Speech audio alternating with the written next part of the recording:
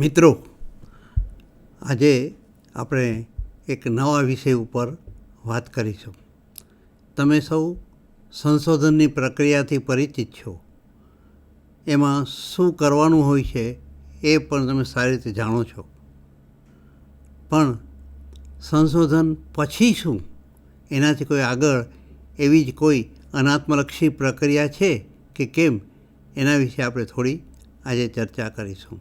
વિદ્યાર્થી જ્યારે સંશોધન હાથ ધરે છે અને જ્યારે પૂર્ણ કરવાની સ્થિતિએ પહોંચે છે, ત્યારે એના મનમાં એમ હોય છે કે પોતાનું સંશોધન કોઈકને કામ આવે, એટલે કે એના પરિણામ એના યુઝર્સને કોઈક રીતે ઉપયોગી થાય.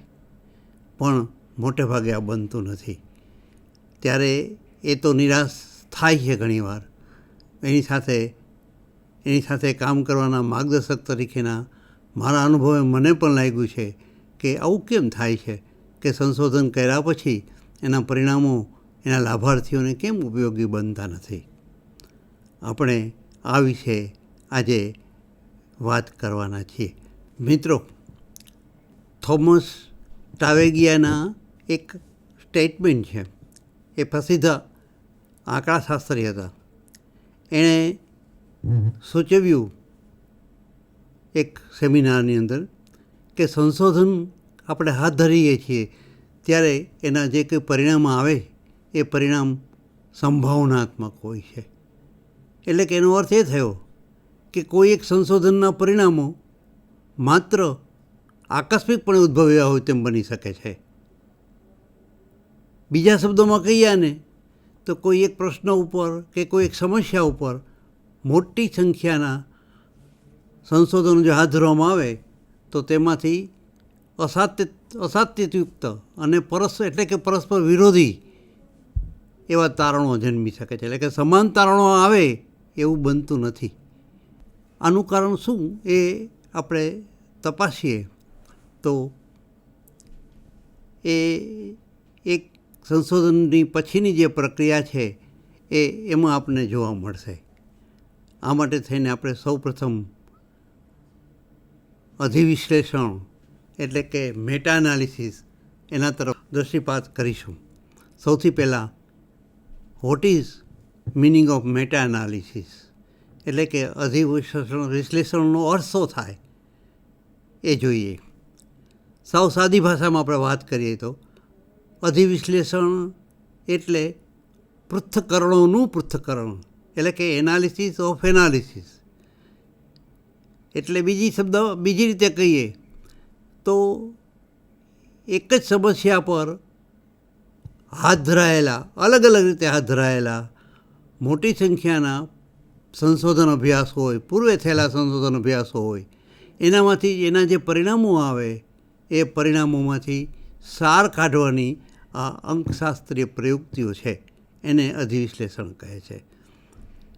બીજી રીતે કહીએ તો સંશોધન તારણોનું સંખ્યાત્મક સંયોજન, સિન્થેસિસ ઓફ રિસર્ચ ફાઇન્ડિંગ્સ.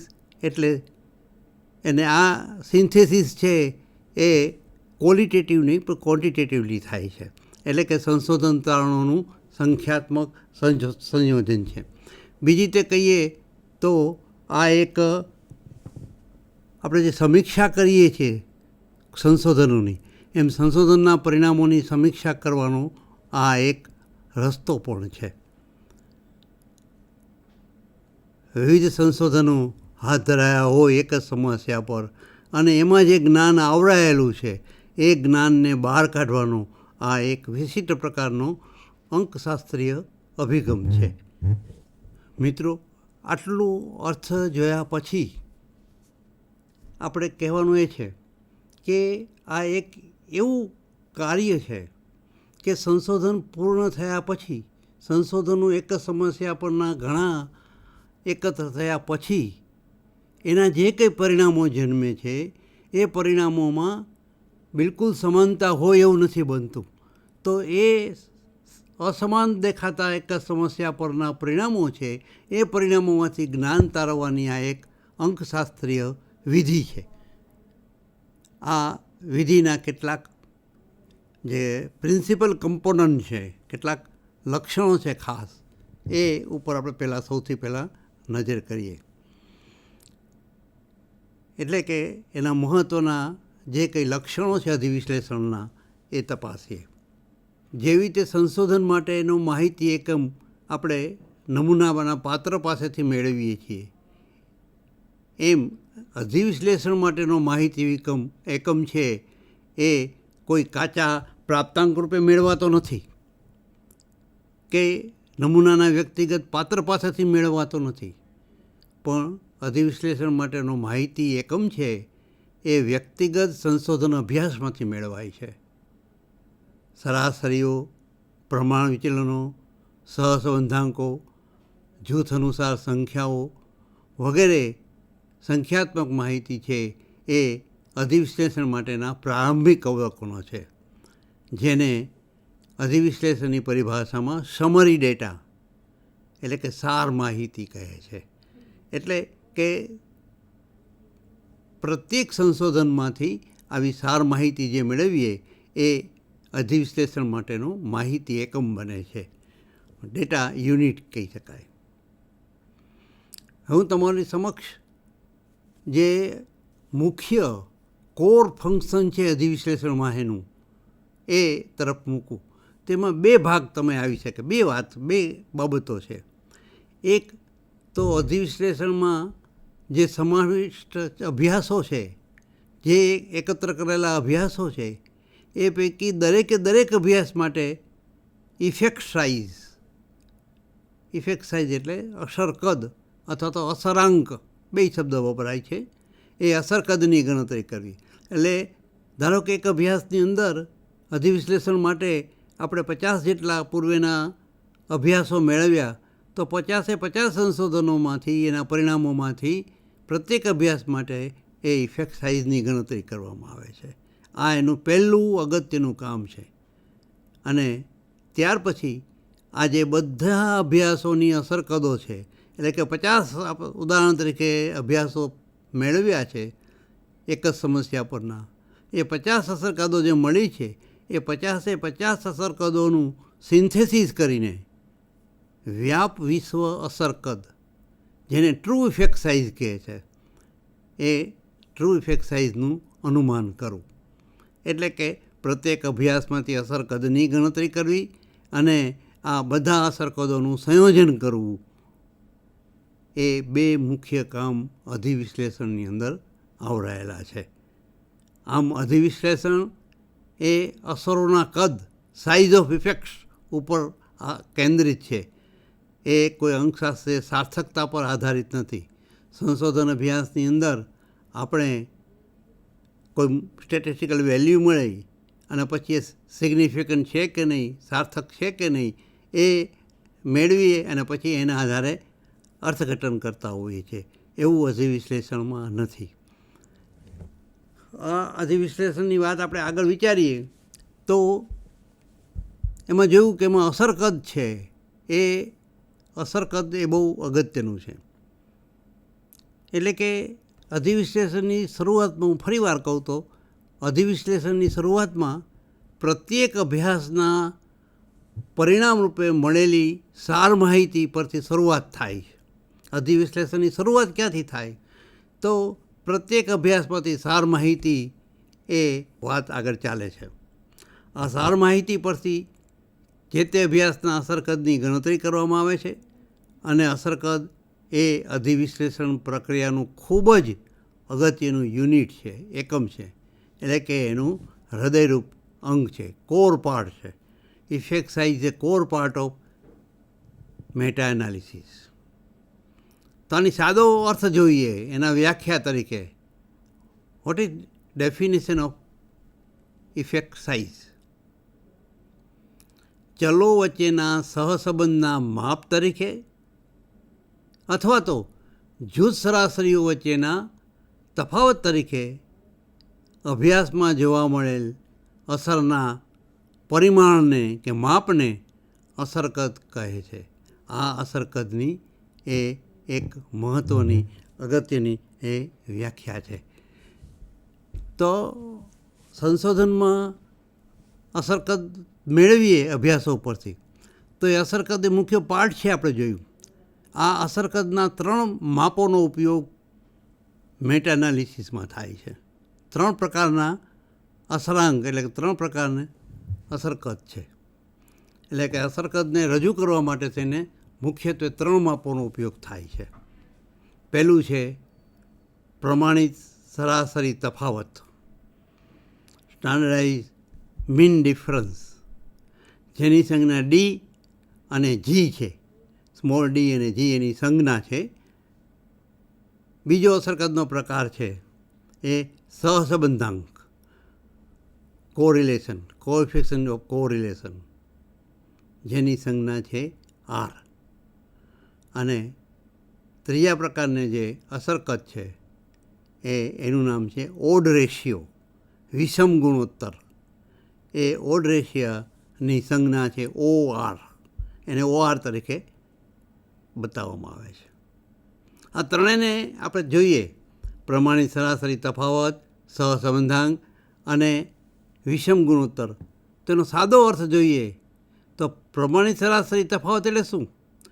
કે બે જૂથોની સરાસરીઓની તુલના કરવા માટે જે માપ છે, ઉપયોગી માપ છે, એ પ્રમાણિત સરાસરી તફાવત.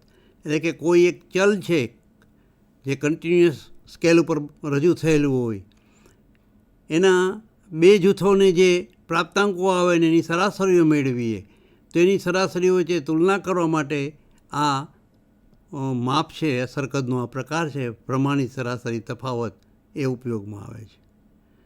જ્યારે સહસંબંધાંક એ આપણે જાણીએ છીએ કે કોઈ પણ બે ચલો વચ્ચેના સહસંબંધનો અભ્યાસ કરવો હોય, કઈ રીતે બંને ચલો એકબીજા સાથે સહસંબંધિત છે, એનો જ્યારે અભ્યાસ કરવો હોય ત્યારે ઉપયોગમાં આવતું માપ છે.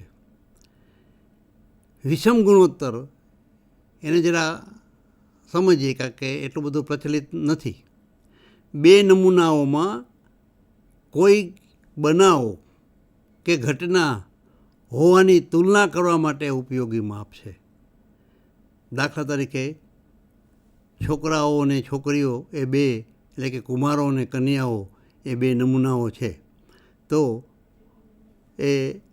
એની અંદર કોઈ એક વિષયના પરિણામમાં 80%થી વધુ માર્ક મેળવનાર વિદ્યાર્થીઓની સંખ્યા શેમાં વધુ છે, કુમારોમાં કે કન્યાઓમાં, એની તુલના કરવા માટેનું આ એક માપ છે વિષમ ગુણોત્તર.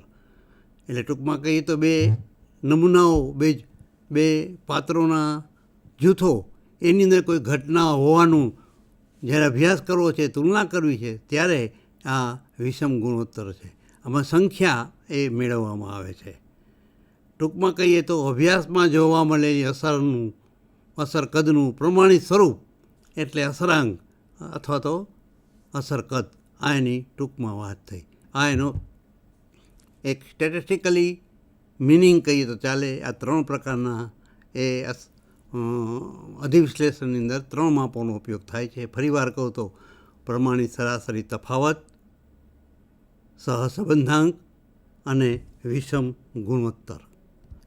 હવે એની સંજ્ઞા છે અધિવિશ્લેષણ માટેનું D, R K O R. એમાં સૌથી પહેલાં શું કરવામાં આવે તો આપણે કયું માપ લઈને આપણે આગળ વધવું છે અધિવિશ્લેષણમાં. એટલે આપણે જે અભ્યાસો એકત્ર કર્યા હોય એ અભ્યાસોમાં બધામાં જ કંઈ સરાસરી તફાવત હોય એવું નથી. કેટલાકમાં સહસંબંધાંક હોય, કેટલાકમાં ઓડ રેશિયો પણ હોય, કેટલાકમાં એ સહસંબંધાંક પણ હોય. તો આપણે કયો માપ છે એ વધુ ઉચિત ગણાશે એ તપાસી અને કોઈ એક સામાન્ય માપની પસંદગી કરવામાં આવે છે અધિવિશ્લેષણ માટે. ત્યારબાદ પ્રત્યેક અભ્યાસમાંથી જે કંઈ અંકશાસ્ત્રીય મૂલ્ય મળે એ મૂલ્યને આ સામાન્ય માપમાં ફેરવવામાં આવે. એટલે કે આરની કોઈ અભ્યાસમાં આર હોય, ધારો કે આપણે ડીની પસંદગી કરી, પ્રમાણિત સરાસરી તફાવતની પસંદગી કરી અસરાંક તરીકે, અને કોઈ એક અભ્યાસ આપણે એવો મળ્યો કે જેની અંદર આરનો ઉપયોગ કર્યો છે, તો એ આરમાંથી એ ડીમાં ફેરવવામાં આવે આંકડાશાસ્ત્રીય પદ્ધતિથી. આવી રીતે બધા જ પસંદ કરેલા અભ્યાસોમાં જે કંઈ અંકશાસ્ત્રીય મૂલ્ય જે મળેલ છે એને આપણે પસંદ કરેલા સામાન્ય માપમાં ફેરવવામાં આવે છે. ત્યાર પછી આ બધા અભ્યાસોના સામાન્ય માપોનું કોઈ યોગ્ય પદ્ધતિથી અંકશાસ્ત્રીય રીતે સિન્થેસિસ એટલે કે સંયોજન કરવામાં આવે છે. એટલે કે પહેલાં તો ફરીવાર કહું તો પહેલાં તો અધિશ વિશ્લેષણ માટે કયું માપનો આપણે ઉપયોગ કર્યો છે અસરાંક તરીકે D, R K O R, પ્રમાણિત સરાસરી તફાવત, સહસંબંધાંક કે વિષમ ગુણોત્તર, એકની પસંદગી કરવી. પછી બધા અભ્યાસમાંથી જે કંઈ મૂલ્ય અંકશાસ્ત્રી મળે એને આ પસંદ કરેલા મૂલ્યમાં ફેરવવામાં આવે અંકશાસ્ત્રીય રીતે. અને ત્યાર પછી આ બધા મૂલ્યો જે કંઈ મળે એક જ આમાં એનું આંકડાશાસ્ત્રીય સિન્થેસિસ કરવામાં આવે છે. આ હૃદયરૂપ અંકશાસ્ત્રીય કાર્ય છે અધિવિશ્લેષણમાં એનું. આપણે આગળ જોઈએ તો આ બધા ફંક્શનને આપણે જે ટૂંકમાં મેં તમને વાત કરી એને ફરી ક્રમમાં જરાક જુદી રીતે જોઈએ. તો પહેલાં તો શું કર્યું આપણે કે કોઈ એક વિષય જે પસંદ કરેલો છે, ધારો કે આપણે વિદ્યાર્થીઓની શૈક્ષણિક સિદ્ધિ પર એના અભ્યાસ પ્રત્યેના મનોવલણની અસર શું થાય છે એના પર આપણે અધિવિશ્લેષણ હાથ ધરવાનું છે. તો આપણે અભ્યાસ પ્રત્યેના મનોવલણની શૈક્ષણિક સિદ્ધિ પર અસર જે થાય છે એના પૂર્વે થયેલા જે કંઈ અભ્યાસો છે એ બધા અભ્યાસોને એકત્ર કરવામાં આવે અને ત્યાર પછી દરમિયાન આપણે અસરકત તરીકે કયા માપનું આપણે ઉપયોગ કરવાનો વધુ સગવડભર્યું બનશે એ નક્કી કરવામાં આવે. D, R K O R. ધારો કે આપણે ડી એટલે કે પ્રમાણિત સરાસરી તફાવતને આપણે પસંદ કર્યું અસરાંક તરીકે. અધિવિશ્લેષણ હાથ ધરવા માટે અસરકત તરીકે આપણે ડી એને પસંદ કર્યું અને આપણે ત્યાર પછી બધા જે એકત્ર થયેલા અભ્યાસોમાંથી આપણે ડીનું મૂલ્ય મેળવ્યું. હવે પ્રત્યેક જે અસરકદ આવી, થોડી નવી વાત આવી. જો મિત્રો આ એક અંકશાસ્ત્રીય ફંક્શન છે, મેટા એનાલિસિસ છે, એટલે જરા એમાં તમારે વિશેષ સમજવામાં ધ્યાન આપવું જરૂરી બનશે. ત્યાર પછીનું એક કાર્ય છે પ્રત્યેક અસરકદને અભ્યાસ ભાર આપવો, ડબલ્યુ જેને કહે સ્ટડી વેઇટ. એટલે કે કેટલાક અભ્યાસો નાના નમૂના પર હાથ ધરાયેલા હોય, કેટલાક સંશોધન મોટા નમૂના પર થયા હોય, કેટલાક અભ્યાસ છે ખૂબ સારી રીતે હાથ ધરાયેલા હોય, તો કેટલાકમાં એ એટલી ચોકસાઈપૂર્વક ન ધરાયેલા હોય એવું બને. તો બધા જ અભ્યાસો સારા અને નરસા એને બધાને જે સરખો ભાર આવે એ ઉચિત ન કહેવાય. એટલે કે પ્રત્યેક અભ્યાસના અસરકદને એની અગત્ય પ્રમાણે અભ્યાસ ભાર છે એ આપવામાં આવે છે. એટલે કે સૌથી પહેલાં ડબલ્યુ શોધવામાં આવે છે અને એ અભ્યાસ ભારથી અસરકદને એમાં દર્શાવવામાં આવે છે. અસરકદનું મૂલ્યને અભ્યાસ ભારથી દર્શાવવામાં આવે છે. ત્યારબાદ દરેકે દરેક અભ્યાસનો જે અભ્યાસ ભાર શોધ્યો છે, અગાઉ આપણે એની અસરકદ શોધી છે, આપણે ડી કહીએ છીએ, ડી શોધ્યો છે આપણે ધારો કે આપણા ઉદાહરણમાં, તો ડબલ્યુ ગુણ્યા ડી, દરેક અભ્યાસ માટે ડબલ્યુ ગુણ્યા ડી, જેને ભારિત અસરકદ કહે છે. Weighted effect size, weighted effect size, ભારિત અસરકદ એક અભ્યાસ માટે એ એક સંશોધન જે પૂર્વે થયેલું છે એના માટે આ વેઇટેડ ઇફેક્ટ સાઇઝ શોધવામાં આવે છે. ત્યારબાદ આવી રીતે જેટલા અભ્યાસો આપણે નમૂનામાં આપણા કર્યા છે અધિવિશ્લેષણના માટેના અભ્યાસો, એ દરેકે દરેક અભ્યાસ માટે આવી ભારિત અસરકદો શોધવામાં આવે છે અને પછી ત્યાર પછી એ ભારિત અસર જે આવે એના ઉપરથી ભારિત સરાસરીની ગણતરી કરવામાં આવે છે. એટલે કે બધા અભ્યાસોની ભારિત અસર કદો છે એની સરાસરી શોધવામાં આવે છે, જેને વેઇટેડ મીન કહે છે, અથવા તો સાર અસર શબ્દ વપરાય છે. સાર અસર છે એની ગણતરી કરવામાં આવે છે. ત્યાર પછી આ ભારિત સરાસરીના વિશ્વાસ અંતરાલ, કોન્ફિડન્સ ઇન્ટરવલ, એની ગણતરી કરવામાં આવે છે. આ જે ભારિત સરાસરી છે એનું ઝેડ મૂલ્ય ગણીને સૂત્રની મદદથી અને તેની સાર્થકતા પણ તપાસવામાં આવે છે. મિત્રો, આ બિલકુલ સ્ટેટિસ્ટિકલ આ ફંક્શન છે, કાર્યો છે કે જે અધિવિશ્લેષણની અંદર હાથ ધરવામાં આવતા હોય છે. થોડુંક આંકડાશાસ્ત્રીય ગણતરી છે, આપણે ફરીવાર કહીએ તો પ્રત્યેક અભ્યાસ માટે ડી કે આર કે ઓઆરમાંથી ગણતરી કરવી, ત્યારથી માંડી અને આ ભારિત સરાસરી શોધવી, એનું ઝેડ મૂલ્ય શોધવું, એની વિશ્વાસ અંતરાલની ગણતરી કરવી અને ત્યાર પછી એના ઉપરથી અર્થઘટન કરી અને અધિવિશ્લેષણ છે એ કાર્ય છે એ આગળ કરવામાં આવે છે. આને જરા થોડુંક ડાયાગ્રામેટિકલી જોઈએ. આજે મેં વાત કરી એ શાબ્દિક રીતે જોઈ, હવે આને થોડું ડાયાગ્રામેટિકલી આપણે જોઈએ કે કઈ રીતે આખી ક્રિયા છે આગળ વિકાસ પામે છે, અધિવિશ્લેષણની પ્રક્રિયા કેમ આગળ વધે છે, એનું એક આ ચિત્ર તમારી સામે આપ્યું છે. ત્રણ પ્રકારની અસર કદો માટે આ 3 ડાયાગ્રામ, 3 આકૃતિઓ તમારી સમક્ષ મૂકી છે. જો એક તો જે કંઈ જૂથની સરાસરીઓ આવે છે એ જૂથની સરાસરીઓ એના વચ્ચેના તફાવત તરીકે અસરકદ ડી હોય ત્યારે આ કઈ રીતે અધિવિશ્લેષણ આગળ વધે છે. જો તો દરેક અભ્યાસની સાર માહિતીમાંથી ડી એટલે કે અસરકદ શોધવાનું, ડી શોધવાનું અસરકદ તરીકે, એ ડીમાંથી એ ડીને કન્વર્ટ કરવામાં આવે છે જી, નાનો જી. જી એટલે શું? ડીમાં થોડી ઘણી એરર હોઈ શકે, પણ એથી કરીને એ બધા જ ડી છે એને પૂર્વગ્રહ રહિત અસરકદનું માપમાં ફેરવવા માટે એની ફોર્મ્યુલા છે સ્ટેટિસ્ટિકલ. અત્યારે આપણે એક અધિવિશ્લેષણનો આપણે ઓવરવ્યૂ લઈએ છીએ એટલે આપણે અંકશાસ્ત્રીય ગણતરીઓ હાથમાં નહીં લઈએ, પણ એના પુસ્તકોમાં બધી ગણતરી આપી હોય છે. અને આ અંકશાસ્ત્રીય ફંક્શન છે એ કોઈ અઘરા નથી. સાદા જે તમે બીએડ કે એમએડમાં ગણિતમાં સ્ટેટિસ્ટિકમાં જે જોયું હોય એનાથી કોઈ વિશેષ આંકડાશાસ્ત્ર અઘરું નથી. નાની નાની ફોર્મ્યુલા છે બધી.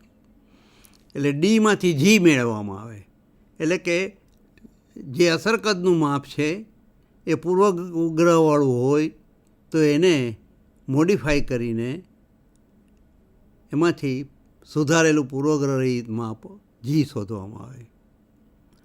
પછી એ જીને એ અભ્યાસની, જે તે અભ્યાસની જેનું જી છે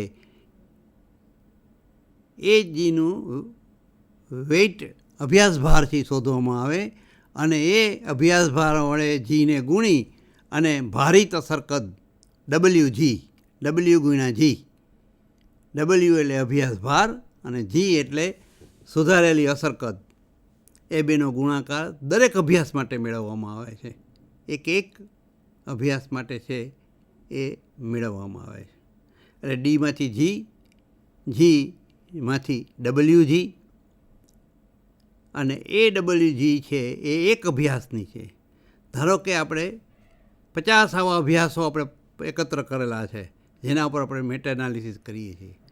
તો આ 50 અભ્યાસોમાંના આપણે 50 ડબલ્યુ જી મળશે તો એનામાંથી એક જ મૂલ્ય એની સરાસરી, જેને વેઇટેડ મીન એ ભારિત સરાસરી તરીકે અધિવિશ્લેષણની પરિભાષામાં ઓળખવામાં આવે છે, એ વેઇટેડ મીન શોધાય. એટલે હવે આ વેઇટેડ મીન એટલે શું?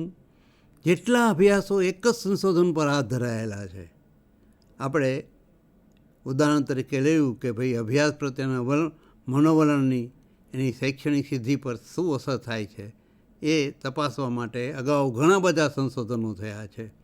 તે બધા સંશોધનોમાંથી જેટલા આપણે એકત્ર કરી શક્યા હોય એના પરિણામોમાં સાતત્ય જોવા નથી મળતું. એટલે કોઈમાં પોઝિટિવ અસર થઈ હોય, કોઈમાં અસર ન થઈ હોય, કોઈમાં નેગેટિવ અસર થઈ હોય, આવી વેરિએશન હોઈ શકે છે પરિણામોમાં. એક જ પ્રકારનું પરિણામ હોય એવું બનતું નથી હોતું. એટલે આ 50-50 જે આપણે અભ્યાસો પસંદ કર્યા એના પરિણામોમાં જોઈએ તો એક સમાનતા નથી હોતી. એટલે આપણે આ પ્રોસેસથી આગળ વધ્યા અને એની સરાસરી શોધી. ફરીવાર કહું તો સૌથી પહેલાં પ્રત્યેક અભ્યાસમાંથી એ અસરકદનું મૂલ્ય શોધ્યું. ત્યાર પછી એ અસરકદના મૂલ્યને માંથી પૂર્વગ્રહી માપ એનું મેળવ્યું. ત્યાર પછી એની મદદથી ભારિત અસરકદ શોધી અને બધા અભ્યાસોની ભારિત અસરકદની સરાસરી એટલે ભારિત સરાસરી શોધી. અને આ ભારિત સરાસરી પરથી 2 માપો મેળવ્યા. એનો કોન્ફિડન્સ લિમિટ, વિશ્વાસ અંતરાલ, અને બીજું એનું ઝેડ મૂલ્ય. એટલે એ બંને ઉપરથી એની સાર્થકતા નક્કી થાય અને પછી એના ઉપરથી એ જે અસરકદ મળી છે એ ભારિત સરાસરીનું અર્થઘટન થાય. અને આપણા ઉદાહરણમાં જોઈએ તો અભ્યાસ પ્રત્યેના મનોવલણની શૈક્ષણિક સિદ્ધિ પર અસર થતી શું થાય છે એના બધા સંશોધનો જે આપણે કર્યા છે એ શું કહે છે એ મળે. મિત્રો, આવું કરવાનું કારણ શું? કે ખાસ કરીને જ્યારે જે નેચરલ સાયન્સ છે, ફિઝિક્સ છે, કેમેસ્ટ્રી છે, બાયોલોજી છે, એ બધાના પરિણામો છે એ પ્રમાણમાં વધુ સાયન્ટિફિક હોય છે. એટલે કે વધુ આધારભૂત હોય છે. અને આવું સામાજિક વિજ્ઞાનોમાં બનતું નથી. સામાજિક વિજ્ઞાનોની અંદર એક જ સમસ્યા પર હાથ ધરાયેલા સંશોધનના પરિણામો છે એમાં સમાનતા હોતી નથી. મોટે ભાગે આવું બને છે. એટલે એક જ સમસ્યા, એક જ સંશોધન પ્રશ્ન, એના પર પૂરે ઘણા હાથ ધરાયેલા સંશોધનો હોય અને એના પરિણામોમાં એક વાક્યતા ન હોય. તો હવે શું કરું? આટલા બધા સંશોધનો કર્યા પછી શું મળ્યું? તો એમાં ક્યાં જ્ઞાન સમાયેલું છે? એમાંથી આપણે મળે શું? તો એનો જે જવાબ મેળવવા માટે થઈને આ સંશોધન પછી હાથ ધરવામાં આવતી એક અંકશાસ્ત્રીય પ્રક્રિયા છે મેટા એનાલિસિસ. આ મેં તમને જૂથ સરાસરીઓના વચ્ચેના તફાવત હોય તો એના માટેની ડાયાગ્રામેટિકલ એ પ્રેઝન્ટેશન જોયું. આવું સહસંબંધાંક માટેનું પણ આપણે જોઈએ. ધારો કે એક જ સમસ્યા ઉપર 2 ચલો વચ્ચેના સહસંબંધના માપ તરીકે અસરકદ આર, એટલે કે ધારો કે આપણું આ જ ઉદાહરણ લઈએ, અભ્યાસ પ્રત્યેનું મનોવલણ અને શૈક્ષણિક સિદ્ધિ, એ 2 વચ્ચેનો સહસંબંધ. એના પર સંખ્યાબંધ સંશોધનો હાથ ધરાયેલા છે. અભ્યાસ પ્રત્યેનું મનોવલણ અને શૈક્ષણિક સિદ્ધિ. તો આ પરત્વે ભૂતકાળમાં ઘણા બધા સંશોધનો થયા છે, પરિણામો મળ્યા છે.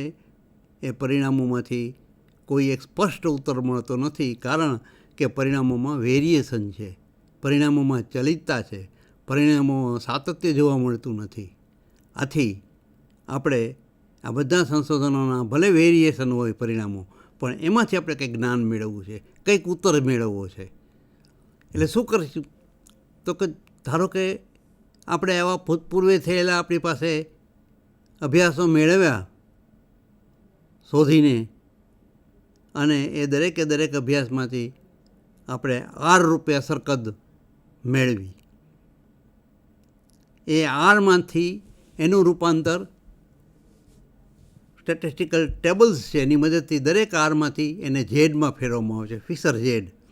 તમે આ બીએડમાં કે એમએડની અંદર જ્યાં આંકડાશાસ્ત્રનો અભ્યાસ કર્યો હશે ત્યારે ખબર પડશે. અહીં મિત્ર ફરી એક વાત કહું તો અધિવિશ્લેષણ હાથ ધરવા માટે સંશોધન પદ્ધતિ શાસ્ત્રનું જ્ઞાન તો જરૂરી છે, સાથે સાથે આંકડાશાસ્ત્રનું પણ જ્ઞાન હોવું, પૂરતી જાણકારી હોવી એ જરૂરી છે. કારણ કે મેટા એનાલિસિસમાં આંકડાશાસ્ત્રનો ઉપયોગ એ થાય છે. એટલે આરને ઝેડમાં ફેરવવાનું. પછી પ્રત્યેક અભ્યાસની ઝેડને એના અભ્યાસ ભાર, એટલે કેટલો એનો અભ્યાસ એનો ભાર તરીકે લેવો, કેટલું વેઇટેજ લેવું એ મેળવી અને એને ઝેડને ગુણીને દરેક અભ્યાસ માટે WZ, જેમ અગાઉમાં જોયું હતું એ જ પદ છે, વેઇટેડ ઇફેક્ટ સાઇઝ, ભારિત અસર કદ WZ શોધવાનું. અને આવા જેટલા અભ્યાસો આપણે મેળવી શક્યા એ દરેક અભ્યાસોમાં જે આવું દરેક માટે WZ મેળવ્યું અને બધા અભ્યાસોના WZની સરાસરી કાઢી, જેની સંજ્ઞા આપણે અગાઉ જોયું એમ એટલે કે વેઇટેડ મીન છે, ભારિત સરાસરી. અને ભારિત સરાસરીમાંથી પહેલાં અગાઉ જોયું હતું એમ પ્રમાણિત સરાસરી તફાવતમાં જોયું હતું એ જ રીતે એનો વિશ્વાસ અંતરાલ મેળવવાનો અને ઝેડ મૂલ્ય શોધવાનું. પણ અહીંયા થોડુંક આગળ જશે, કારણ કે આપણે આરને ઝેડમાં ફેરવો હતો, તો અહીંયા જે વિશ્વાસ અંતરાલના જે બે લિમિટ મળશે, બે સીમાઓ મળશે, એ ઝેડની પરિભાષામાં મળશે, એને આરમાં રૂપાંતર કરવામાં આવે છે.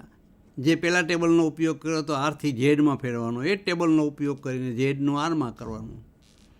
અને જે ભારિત સરાસરીમાંથી એના ખાસ સૂત્ર વડે ઝેડનો મૂલ્ય મેળવ્યું હતું એ પણ ઝેડને ફીસદના ઝેડમાં છે, એને આરમાં રૂપાંતર કરવામાં આવે છે. આ બે થોડા સ્ટેજ એમાં વધ્યા. એટલે કે આપણે જ્યારે અસરાંક તરીકે, અસર કદ તરીકે સહસંબંધાંકનો ઉપયોગ કર્યો હોય તો અધિવિશ્લેષણ હાથ ધરવાના આ એક સોપાનોનું એક સર્વગ્રાહી ચિત્ર છે. આવું ચિત્ર આપણે આમાં માટે પણ રજૂ કરી શકીએ. OR એટલે કે જે ઓડ રેશિયો, વિષમ ગુણોત્તર હોય, ખાસ કરીને દ્વિભાજિત માહિતી હોય, જે 2x2 સારણીમાં હોય. ધારો કે કુમારો અને કન્યાઓમાં અભ્યાસ પ્રત્યેના નકારાત્મક વલણ અને હકારાત્મક વલણ ધરાવતા હોય એની સંખ્યામાં 100 ફેર છે. શું એમાં તુલના કરવી હોય તો, એટલે કે કુમારો અને કન્યાઓની અભ્યાસ પ્રત્યેના વલણોની અંદર શું જોવા મળે છે એ ORSની મદદથી, એટલે કે વિષમ ગુણોત્તરની મદદથી. આ બહુ ઓછું વપરાતું આંકડાશાસ્ત્ર છે. 2x2 સારણી રૂપે જ્યારે માહિતી હોય સંખ્યા રૂપે, એટલે કે 4 સેલમાં સંખ્યા બતાવેલી હોય એવા સ્વરૂપમાં માહિતી હોય ત્યારે આનો ઉપયોગ થાય છે. જો આમાં કઈ રીતે અધિવિશ્લેષણ હાથ ધરવામાં આવે છે એનું ચિત્ર જુઓ તમે ડાયાગ્રામેટિકલી, તો સૌથી પહેલાં પ્રત્યેક અભ્યાસમાંથી આ વિષમ ગુણોત્તર શોધવામાં આવે. ફોર્મ્યુલા હોય આંકશાસ્ત્રીય, જે chi-square ટેસ્ટ કરી હોય 2x2 સારણીમાં chi-square, એના જેવી જે આ ગણતરીની રીત છે. એટલે પ્રત્યેક, મેં તમને અગાઉ કહ્યું કેમ ઉદાહરણ રૂપે એની ગણતરી થાય એને આપણે અત્યારે લેતા નથી. એનું કારણ છે કે વધારે સમય માગી લે એમ છે. અત્યારે તો મારે તમારી સમક્ષ અધિવિશ્લેષણનો કન્સેપ્ટ શું છે, એની સંકલ્પના શું છે અને સામાન્ય રીતે એનું શું શું કરવામાં આવે છે એનું એક સાદું ચિત્ર તમારી સમક્ષ મૂકવાનો મારો હેતુ છે. એટલે અધિવિશ્લેષણ હાથ ધરવા માટે જે કે અભ્યાસો પસંદ કર્યા હોય એ દરેક અભ્યાસ માટે સૌ પ્રથમ વિષમ ગુણોત્તરની ગણતરી કરવી એ પહેલું કામ. હવે એ વિષમ ગુણોત્તરમાંથી લઘુગુણકીય વિષમ ગુણોત્તર LOR શોધવું. લોગ ટેબલની મદદથી ORને LOR, L ગુણ્યા ORમાં ફેરવવાનું. લઘુગુણક શોધી એને ORમાં ફેરવવાનું, એટલે કે લઘુગુણકીય વિષમ ગુણોત્તર મેળવવાનો. એટલે ORમાંથી, એટલે વિષમ ગુણોત્તરમાંથી લઘુગુણકીય વિષમ ગુણોત્તર મેળવવાનો. ત્યાર પછી અગાઉ જોયું એમ જ એના સ્ટડી વેઇટ શોધીને, અભ્યાસ ભાર શોધીને એ W વડે આ લઘુગુણકીય વિષમ ગુણોત્તરના માપને, પ્રત્યેક અભ્યાસમાં લઘુગુણકીય વિષમ ગુણોત્તરના માપને એ સ્ટડી વેઇટ એટલે કે એના અભ્યાસ ભાર વડે ગુણી અને ભારિત અસર કદ શોધવામાં આવે. વિષમ ગુણોત્તર માટેનું ભારિત અસર કદ. ત્યાર પછી જેટલા અભ્યાસો લીધેલા છે એટલી આવી ભારિત અસર કદ મળશે. એટલે કે W×LOR આ એની સરાસરી શોધવામાં આવે, એની ખાસ ફોર્મ્યુલા વડે, અને એના પરથી ભારિત સરાસરી એ શોધવામાં આવે, વેઇટેડ મીન. એટલે ડાયાગ્રામ જો ત્રણેયને સાથે રાખીને જુઓ ને, આ ત્રણેય અસરાંકના 3 સ્વરૂપો છે જેનો મેટાએનાલિસિસમાં ઉપયોગ કોઈ પણ એકનો થતો હોય છે. તો ત્રણેયનું આ અધિવિશ્લેષણમાં જે કંઈક કામ થાય છે, જે પણ કાર્ય હાથ ધરવામાં આવે છે, એનું ચિત્રમાં સામ્યતા જોવા મળશે. દરેકમાં છેવટે આ ભારિત સરાસરી એ મેળવવામાં આવે છે. એ અસરાંક તરીકે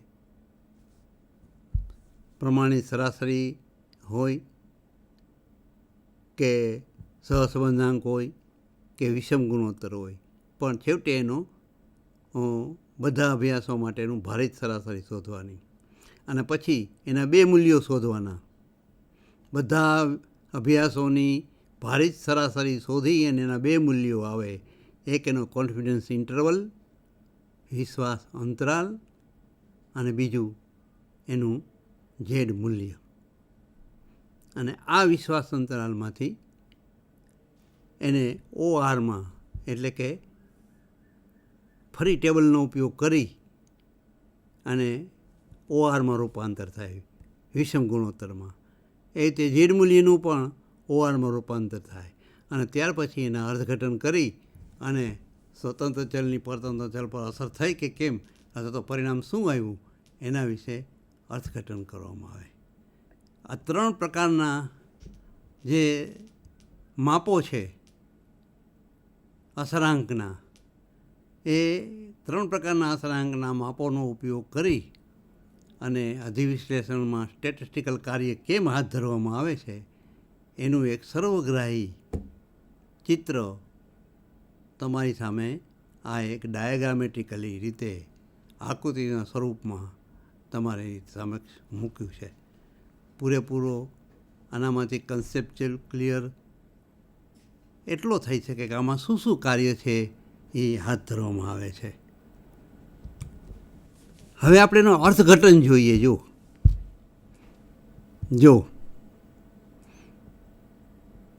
જો આપણે અસરકત તરીકે પ્રમાણિત સરાસરી તફાવતનો ઉપયોગ કર્યો હોય, કે સહસંબંધાંક આરનો ઉપયોગ કર્યો હોય, કે વિષમ ગુણોત્તરનો ઉપયોગ કર્યો હોય, તો આ અસરનો અર્થઘટન કરાય કેમ?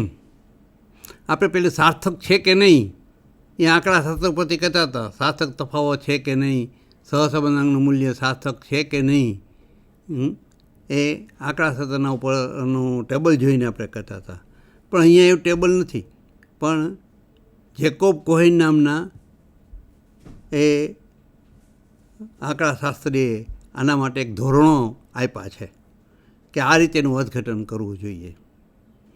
જો પ્રમાણિત સરાસરી તફાવત તરીકે ડીનો ઉપયોગ કર્યો હોય તો 0.2 કે તેથી નાનું હોય, કે 0.2 થી 0.4 સુધી એ નાની અસર ગણવાની.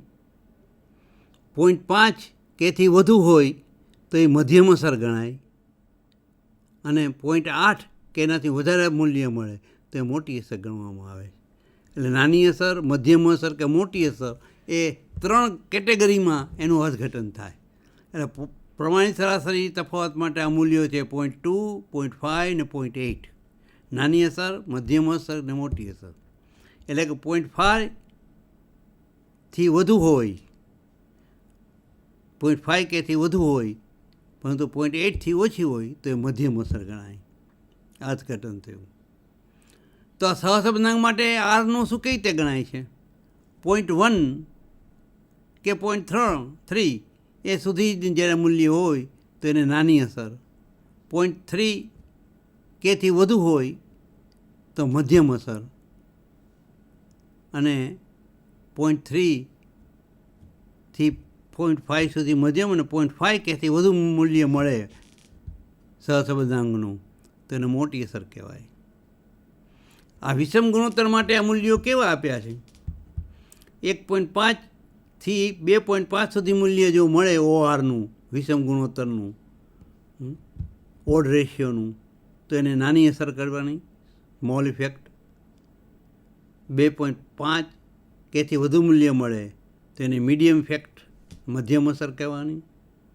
અને 4.3 કેથી વધુ મૂલ્ય મળે તો એને મોટી અસર કહેવાની. આ એક ધોરણો છે અને એ ધોરણો આપે છે કે આ રીતે અર્થઘટન કરી શકાય એવું એમને મૂલ્ય આપ્યું છે. આ એક જેમ આપણે સાર્થક છે કે નહીં કોઈ સંશોધનમાં આપણે ટી મૂલ્ય કે chi² મૂલ્ય કે એફ મૂલ્ય એ આંકડાશાસ્ત્ર જોઈને આપણે સાર્થક છે કે નહીં, સાર્થક હોય તો 0.95 એટલે કે 0.05 કક્ષાએ છે કે 0.01 કક્ષાએ છે આપણે જોઈતા હતા, એના જેવું આ કંઈક જુદા ધોરણો આ છે. હવે આપણે આ બધી જ અત્યારે આટલું જોયું તો આપણે આજના જે મારે જે કહેવાનું છે આજે મુખ્યત્વે અધિવિશ્લેષણની સંકલ્પના બને એટલી સ્પષ્ટ તમારી સાથે થાય, એમાં શું શું કરવામાં આવે છે એ વાતનું એક વ્યંગાવલોકન થાય, એ બાબતને ધ્યાનમાં રાખી તો આખી સ્ટેપ્સ શું છે રિસર્ચમાં જેમ પ્રોસેસ છે, રિસર્ચ સંશોધન પ્રક્રિયામાં જેમ સોપાનો છે ને, એ રીતે અધિવિશ્લેષણની પ્રક્રિયામાં કયા કયા સોપાનો આપણે પાડી શકીએ. કોઈને અધિવિશ્લેષણ હાથ ધરવું છે તો કેમ થાય, એના આ સોપાનો છે. આપણે એક ઉદાહરણ લઈએ જે લીધું છે અને એ ઉદાહરણોને ધ્યાનમાં રાખી અને આ સોપાનોને સમજીએ. ધારો કે આપણે અભ્યાસ પ્રત્યેના મનોવલણની શૈક્ષણિક સિદ્ધિ પર થતી અસર એની એક અધિવિશ્લેષણ હાથ ધરવું છે. એટલે પહેલું એ આપણી સમસ્યા છે, અભ્યાસ પ્રત્યેનું મનોવલણ અને શૈક્ષણિક સિદ્ધિ એ બેને ધ્યાનમાં રાખીને કરી છે. તો સૌથી પહેલું સોપાન જો કહીએ અધિવિશ્લેષણનું તો અધિવિશ્લેષણ હેઠળની સમસ્યાનું નિરૂપણ, સમસ્યા નિર્ધારિત કરવી, સમસ્યા બરાબર સ્પષ્ટ કરવી, સમસ્યાને બરાબર ચોકસાઈપૂર્વક નિર્ધારણ કરવું, ઓળખવી, બતાવવી, રજૂ કરવી, જે કહ્યું હોય એમ. એટલે આપણી સમસ્યા આ પ્રકારની છે કે અભ્યાસ પરત્વેના મનોવલણની શૈક્ષણિક સિદ્ધિ પર થતી અસર આ છે. એટલે કે અભ્યાસ પ્રત્યેનું મનોવલણ ઊંચું હોય કે નીચું હોય તો એની શૈક્ષણિક સિદ્ધિમાં કાંઈ ફેર પડે છે કે નહીં, પડે છે તો કેવો પડે છે એ આપણે અભ્યાસ કરવો છે. આપણને ખબર છે કે આ બે ચલો વચ્ચેના સંબંધનો અભ્યાસ ખૂબ થયો છે, કેટલાય સંશોધનો થયા છે, દરેક યુનિવર્સિટીમાં થયા હશે, દરેક રાજ્યમાં થયા હશે, દુનિયાના મોટાભાગના સંશોધન હાથ ધરાતી હોય શિક્ષણમાં એમાં સંશોધનો હાથ ધરાયા હશે. બધા સંશોધનો માની લો કે આપણે ભેગા કર્યા, હાઇપોથેટિકલ રીતે જોઈએ તો આ બધા સંશોધનોના પરિણામો છે એમાંથી કોઈ એક નક્કર, કોઈ એક ચોક્કસ આપણે જવાબ મળતો નથી કે અભ્યાસ પ્રત્યેના મનોવલણની શૈક્ષણિક સિદ્ધિ પર કેવી અસર થાય છે, સારી અસર થાય છે, ખરાબ અસર થાય, કેવી થાય છે, કેવા પ્રકારની છે, કઈ દિશામાં થાય છે, આ નક્કર કોઈ ઉદ્દેશ મળતો નથી. કારણ કે આ પરિણામોમાં ચલિતતા છે, આ પરિણામોમાં સાતત્ય છે નહીં, એક જ પ્રકારનું પરિણામ જોવા મળતું નથી. આ આપણી સમસ્યા બરાબર, આ પહેલું સ્ટેજ. ત્યાર પછી બીજું સ્ટેપ જે આ અધિવિશ્લેષણની પ્રક્રિયા માટે જરૂરી ગણાય છે, રિવ્યૂ કમિટીની રચના કરવી, સમીક્ષક જૂથની રચના. મિત્રો, એટલે કે ટીમ બનાવવી. ટીમ એટલે એક જ પ્રકારના, એક જ આવડતવાળા 3 થી 4 નિષ્ણાતો એકત્ર કરવાની ટીમ બનાવી તો કે ના. સમીક્ષક જૂથ 3, 4 કે 5 નિષ્ણાતોની બનેલી હોય. અધિવિશ્લેષણ હાથ ધરવા માટે એકત્ર થયેલા એવા ધારો કે 4 જેટલા આપણે નિષ્ણાતો મળીને કરીએ છીએ, પસંદ થયા તો 4 જણા, 4 વ્યક્તિઓ, 4 નિષ્ણાતોની ક્ષમતા, એની આવડત એમાં અલગ અલગ પ્રકારનું હોવું જોઈએ. એક જ પ્રકારનું નહીં, બધા સ્ટેટિસ્ટિક જ જાણતા હોય એવું નહીં. દરેકમાં અધિવિશ્લેષણ માટે જરૂરી હોય એવી આવડતો અલગ અલગ હોય. એવા સમીક્ષક જૂથ છે જે તટસ્થ રીતે કામ કરી શકે. ટીમમાં કામ કરવું એટલે પોતાની આવડતોને અંદર સમાવેશ કરો અને પોતાની જે કંઈ મર્યાદાઓ છે એ બાજુમાં રાખી અને જોડાવાનું છે. આવી એક સમીક્ષક જૂથ એ રચવી એ બીજું સ્ટેજ છે, બીજું સોપાન છે, સેકન્ડ સ્ટેજ. ત્યાર પછી અધિવિશ્લેષણ માટે સોપાન 3 જોઈએ છે. અધિવિશ્લેષણ હાથ ધરવા માટેની જે પ્રક્રિયા છે એનામાં 3જા નંબરનું સોપાન એ અધિવિશ્લેષણ માટે અભ્યાસ યોગ્યતાના ધોરણોનું નિર્ધારણ કરવું. અભ્યાસ યોગ્યતાના ધોરણો પ્રસ્થાપિત કરવા, નિશ્ચિત કરવા. એટલે શું?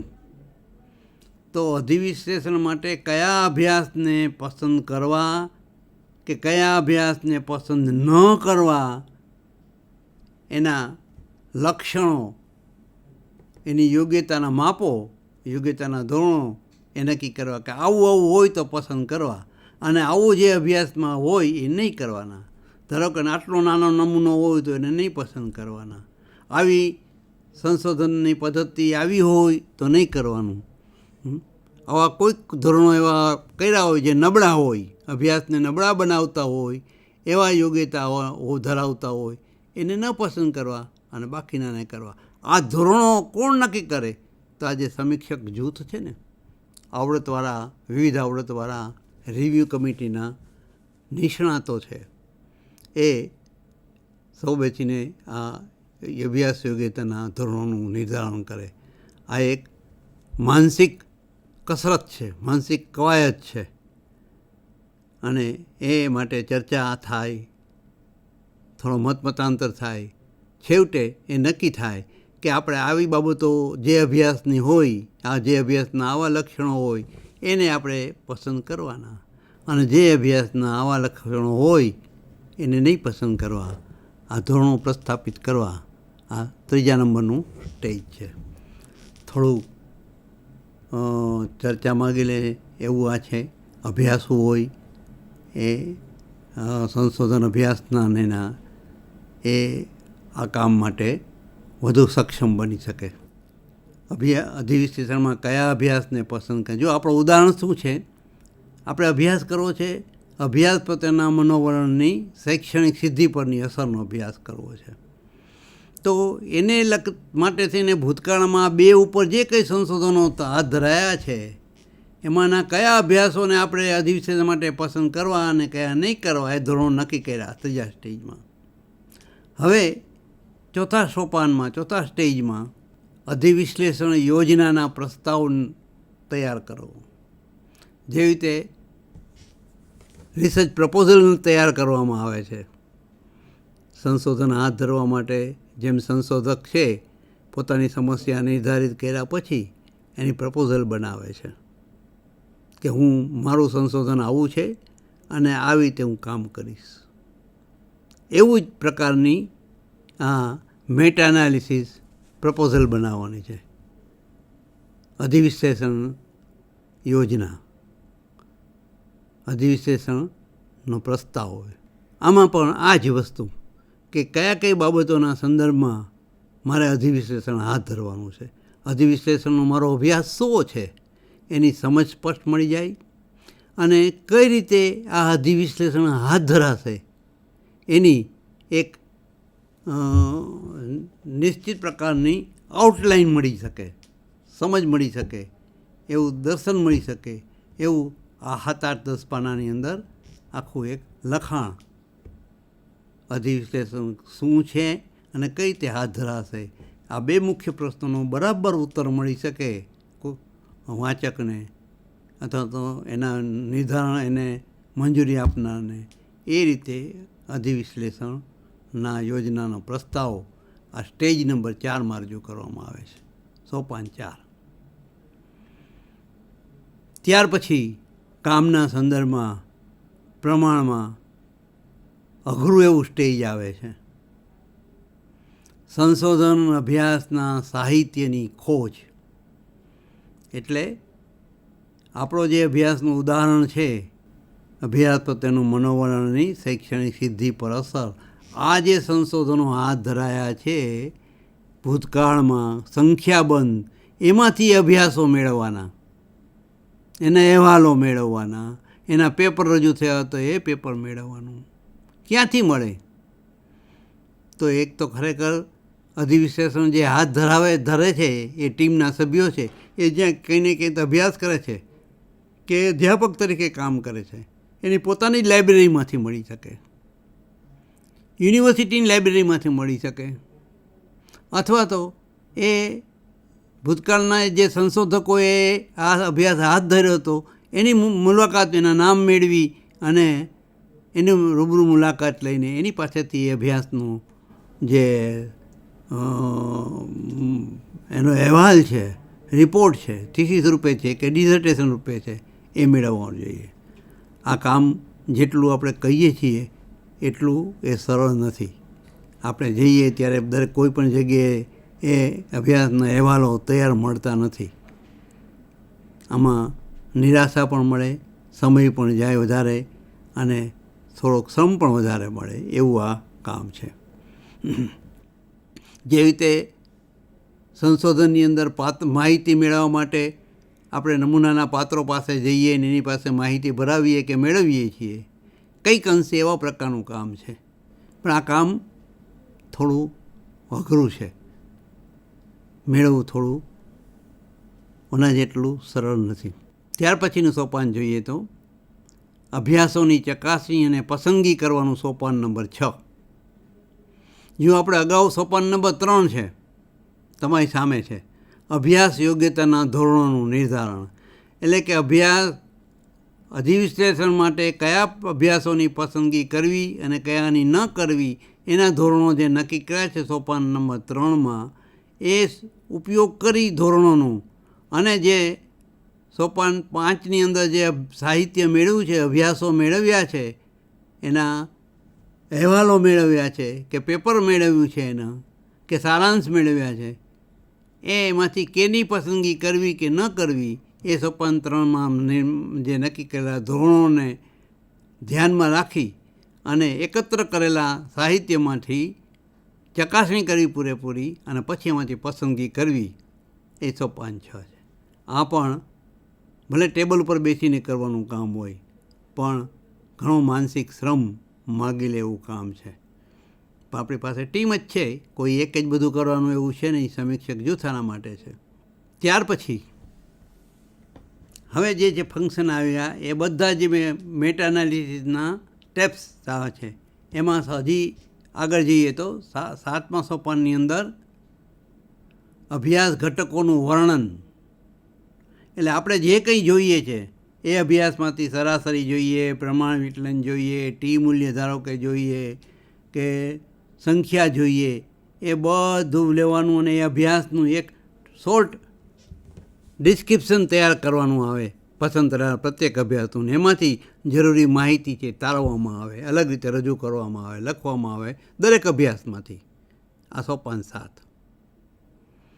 અને હવે ત્યાર પછીનું જે સોપાન 8 છે એ અધિવિશ્લેષણનું અંકશાસ્ત્રીય ગણતરીઓનું મુખ્ય કામ છે, જે અત્યારે મેં તમને ડાયાગ્રામેટિક રજૂઆત કરી. એમાં બધી અંકશાસ્ત્રીય ગણતરી કરવામાં આવે. અભ્યાસના માટેની જે માહિતી છે દરેક અભ્યાસમાંથી મેળવી છે અને સાર માહિતી કઈ છે, અને સાર માહિતી પર જુદી જુદી પ્રક્રિયાઓ કરવામાં આવે, અંકશાસ્ત્રીય માવજતો કરતા આવે અને ઠેઠ એ પરિણામ મેળવાય ત્યાં સુધીનું એ આંકડાશાસ્ત્રીય ગણતરીની એક યાત્રા છે. એ યાત્રા એ અધિવિશ્લેષણની પ્રક્રિયામાં હાથ ધરવામાં આવે છે. એ સોપાન 8 છે. આના માટે ઘણા બધા સારા સોફ્ટવેર અવેલેબલ છે, એટલે એમાં થોડી સરળતા પણ મળે એવું છે. અને એ અધિવિશ્લેષણ માટેના પુસ્તકોમાં એ મળી શકે એમ છે. અને ત્યાર પછીનું જે છેલ્લું સોપાન છે એ અધિવિશ્લેષણ અહેવાલનું લેખન, રાઇટિંગ એ મેટા એનાલિસિસ રિપોર્ટ. જેમ સંશોધન અહેવાલ તૈયાર કરીએ છીએ છેલ્લા, એમ આ પણ અધિવિશ્લેષણનો અહેવાલ કરીએ ત્યારે કામ પૂરું થયું કહેવાય. અધિવિશ્લેષણ શેના ઉપર હતું, અધિવિશ્લેષણ સી રીતે હાથ ધરાયું અને એના શા પરિણામો મળ્યા એ વિગતપૂર્ણ રજૂઆત એ આ સોપાનમાં કરવામાં આવે છે અને એને અધિવિશ્લેષણ અહેવાલ, એનો રિપોર્ટ ઓફ મેટા એનાલિસિસ એ કહેવામાં આવે છે. આ પ્રક્રિયા છે. તો સંશોધન અને અધિવિશ્લેષણમાં તુલના આપણે કરીએ તો ઇન્ટરેસ્ટિંગ છે, કારણ કે સંશોધનને આપણે જાણીએ છીએ. સંશોધનની પ્રક્રિયાને આપણે ઘણા વખતથી કેટલા બધા લોકોએ આપણે પણ હાથ ધરી છે, એટલે એને આપણે જ કહીએ છીએ. તો એને અત્યારે જોઈએ એ શું ફેર છે, તો બંને વચ્ચે કેટલીક સામ્યતા છે અને કેટલેક જુદાપણું છે, આવશ્યકપણું છે. પહેલી વાત તો એ કે આ બંને પ્રક્રિયાઓ, સંશોધન અને અધિવિશ્લેષણ, એ બંને એવી પદ્ધતિસરની પ્રક્રિયાઓ છે કે જેનો આરંભ અને અંત સુધી એક નિશ્ચિત સોપાનો છે. બંનેના સોપાનોમાં ફેરફાર હોય છે, પણ એનો અંત અને આરંભ સુધી એક સિસ્ટમેટિક પ્રોસેસ છે. એટલે એક વૈજ્ઞાનિક પ્રક્રિયા છે એમ કહે તો ચાલે. બરાબર સુનિશ્ચિત સોપાનો જેને ધરાવતી હોય એવી આ બંને પ્રક્રિયાઓ છે. આ બંને પ્રક્રિયાઓનું પહેલું સોપાન સમસ્યા પસંદગીનું છે અને અંતિમ સોપાન અહેવાલ લેખન છે. એ પણ બંને વચ્ચેની સામ્યતા છે. સંશોધન અને મેટા એનાલિસિસ એ બંનેની અંદર પહેલું સોપાન એ પ્રક્રિયાનું સમસ્યા પસંદગીનું છે અને અંતિમ સોપાન એ અહેવાલ લેખનનું છે. એ બંને વચ્ચેની સામ્યતા છે. ત્રીજું સોપાન જોઈએ તો આ બંને પ્રક્રિયાઓમાં જરૂરી માહિતી એકત્ર કરવી પડે છે. આ બંને પ્રક્રિયાઓની અંદર જે અગત્યની પણ એક સમજ છે એ માહિતી તો મેળવાય છે જરૂરી હોય અને એના પૃથ્થકરણ પર કરવામાં આવે છે અને તારણો પણ મેળવવામાં આવે છે. એટલે માહિતી મેળવવી, પૃથ્થકરણ કરવું અને તારણ મેળવવું, આ એની છે. હવે એનામાં વચ્ચે શું સામ્યતા તો જોઈ, શું તફાવત છે જુઓ તો આપણે જોઈએ તો સંશોધનમાં માહિતી એ નમૂનાના પાત્ર પાસેથી મેળવાય છે, જ્યારે અધિવિશ્લેષણમાં માહિતી સ્ત્રોત એ પૂર્ણ થયેલા સંશોધનનો અહેવાલ છે કે સારાંશ છે, એનો માહિતી સોર્સ છે, સોર્સ ઓફ ડેટા છે. સંશોધનમાં વિવિધ સંશોધન પદ્ધતિઓ હોય છે, જેમ કે સર્વેક્ષણ પદ્ધતિ, ઐતિહાસિક પદ્ધતિ, કારણ તુલનાત્મક પદ્ધતિ, પ્રાયોગિક સંશોધન પદ્ધતિ. એવું અધિવિશ્લેષણમાં નથી હોતું. આ તો માત્ર એક ઓબ્ઝર્વેશનલ સ્ટડી છે, અવલોકનાત્મક તપાસ છે. આમાં કોઈ વેરીય સંશોધનની પદ્ધતિઓ હોય એવું નથી. ત્રીજું અગત્યની વાત છે કે સંશોધન કરતાં અધિવિશ્લેષણના પરિણામો એ વધુ આધારભૂત ગણાય છે. કારણ શું કે અધિવિશ્લેષણની અંદર વિવિધતા ધરાવતા એકથી વધુ સંશોધનોના પરિણામો છે એનો સમન્વય કરવામાં આવ્યો છે, એનું સંયોજન કરવામાં આવ્યું છે. એટલે એના પરિણામો છે એ એક વધુ આધારભૂત બને છે, વધુ સામ્યતા ધરાવનારા બને છે. આ એક તફાવત છે એમ કે તો ચાલે. બીજી વાત અને જો તફાવત જોઈએ તો research is A independent process. સંશોધન એ સ્વતંત્ર પ્રક્રિયા છે, જ્યારે અધિવિશ્લેષણ છે સંશોધન પર આધારિત પ્રક્રિયા છે. શું કામે? કારણ કે સંશોધનના પરિણામો વગર અધિવિશ્લેષણ હાથ ધરી શકાય નહીં.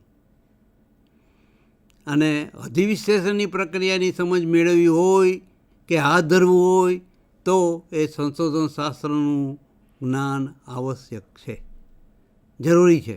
અધિવિશ્લેષણનું તો જરૂર મળે જ, પણ સંશોધન શાસ્ત્રનું પણ જરૂરી છે.